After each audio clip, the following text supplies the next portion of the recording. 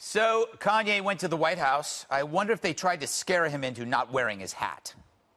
You know, they tried to scare me to not wear this hat, my own friends. But this hat, it gives me power in a way. I love Hillary, I love everyone, right?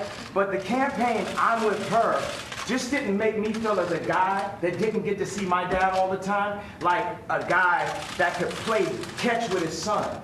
There was something about when I put this hat on, it made me feel like Superman. You made a Superman. That's my favorite superhero. And you made a Superman cape for me. And when the president doesn't look good, America doesn't look good. If he don't look good, we don't look good. This is our president. He has to be the freshest, the flyest planes, the best factories, and we have to make our core be empowered. We have to bring jobs into America, and we're putting people in positions to have to do illegal things to end up in the cheapest factory ever, the prison system. I'll tell you what, that was pretty impressive. It was pretty impressive, because all we really have is today. All we really have is today. We just have today, over and over and over again, the eternal return, the hero's journey. And Trump is on his hero's journey right now. And he might not have expected to have a crazy like Kanye West run up and support. But best believe, we are going to make America great. So just another day in Trump world. This really is a new frontier, full of incredible allies and surreal surprises. After being told it was going to be the apocalypse, we have a booming economy, ridiculously low unemployment, a new justice, no big, ugly wars, progress in trade, and peace is breaking out among the Koreas. And now you have the world's biggest male pop star going to the White House to discuss big issues and getting what seems to be a real concession. You'd think he would receive media acclaim for trying. You'd be wrong. But if you think you're going to get a thoughtful play-by-play and political analysis, you're not. Because that was an assault on our White House. That was crazy. That was bonkers. Such ridicule by those who would never, ever think of taking such risks. They call the event bonkers and crazy.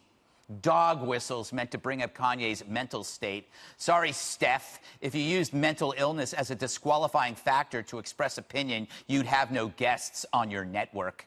So after today, expect a pile-on. SNL will do a skit that will be much less entertaining than the real thing. And the mean girls at CNN will call him names like they did last night. And he's an attention whore like the president. He's all of a sudden now the model spokesperson. He's the token Negro of the Trump administration.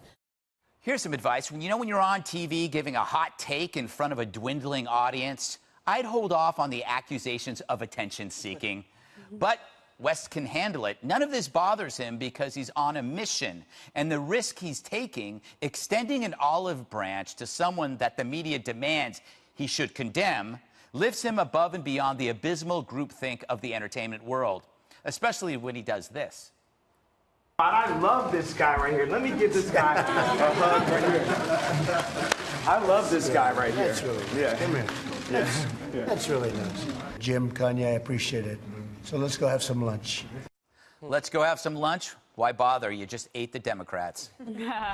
Hey, Jesse, we were talking about this. There's something actually very powerful.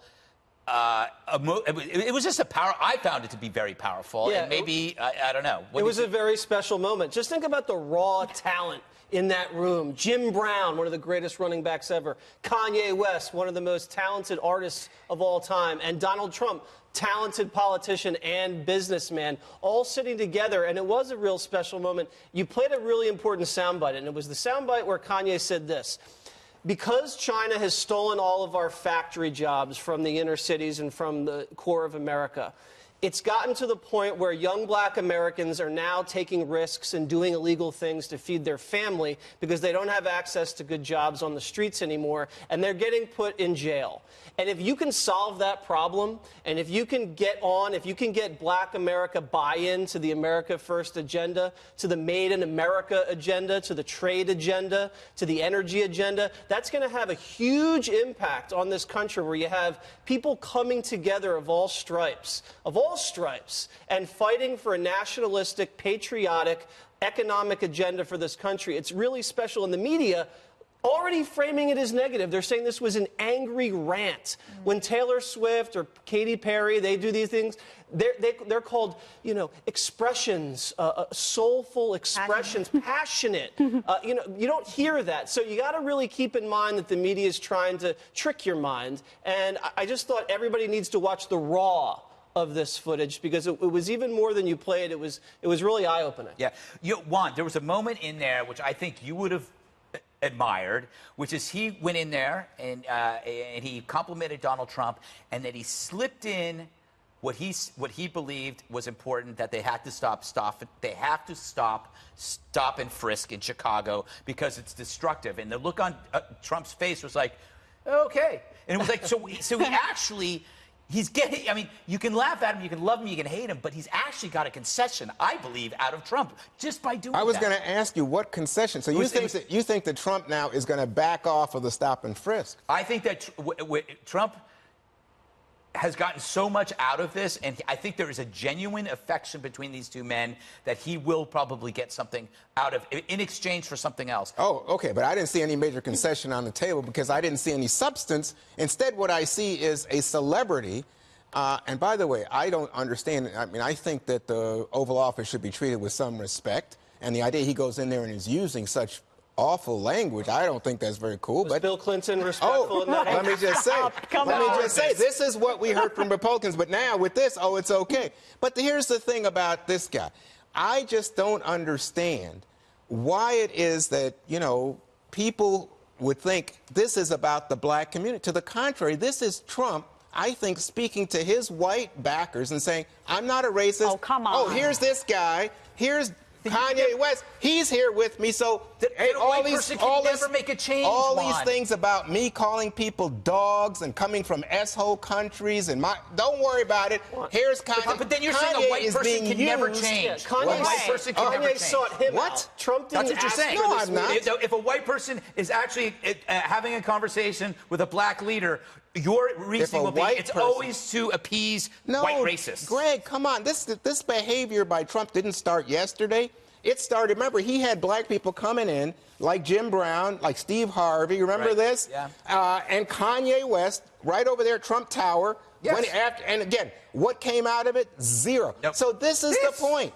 Oh, this is called progress. No, this is progress in terms of Trump signing to say, you know what, forget Charlotte, forget all the things that I've done. Come on. Oh, I have a black friend, Kanye West. If Kanye wanted to go to the White House and talk to Trump and Trump said no, he would be labeled racist. If Kanye wants to go to the White House and talk to Trump, he gets labeled racist. This guy can't win. He is a prop. You have to give Kanye credit. I don't always agree with him. Sometimes I don't understand what he's saying, to be perfectly frank. But he goes in, he speaks his mind, and he knows, Kanye West knows that he's going to be abused by everybody in Hollywood and everybody in his little bubble out there. They're going to make fun of him. They're going to berate him, and he doesn't care. And frankly, that is inspirational, because in this time, we should be telling everybody, if you have something to say, if you want to go and talk to the president of the United States and have the opportunity to do that, even if you don't agree with him on anything, and you can put policy issues on the table, whether it's stop and frisk or whatever it is, and you can bring, look, we're talking about stop and frisk. That's an accomplishment, because now everybody's talking about it. Let me just say quickly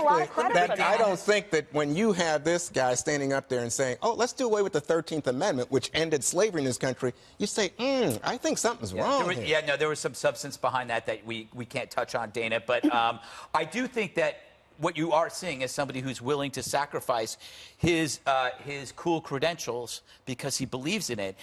And the message was, and the message is not a single negative message in there. Well, it can be, but when you're in a position where you have the freedom and the financial security to be able to, like, take a risk and do what you want, and you could be a leader in a different way, right? So I also think that everyone needs to just sleep on this.